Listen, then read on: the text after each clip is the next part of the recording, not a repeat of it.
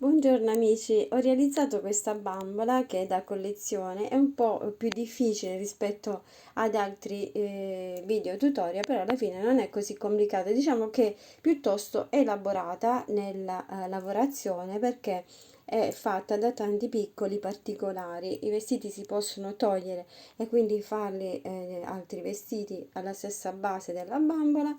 I capelli potete realizzarli così che sono un po' più complicati da fare, però potete anche semplicemente utilizzare della lana, come vi spiegherò poi nel video tutorial.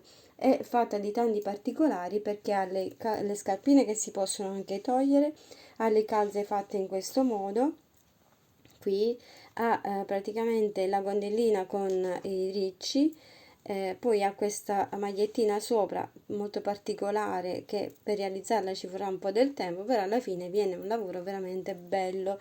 La testa si può muovere, si possono muovere le gambe, si può stare seduta, può stare in piedi, insomma poi potete veramente utilizzarla come una vera e propria bambola ed è veramente particolare perché è fatta a mano, è originale ed è veramente bella da collezionare. Spero che vi piacerà il tutorial, metterò presto sul canale, vi mando un grande abbraccio e vi aspetto alla prossima.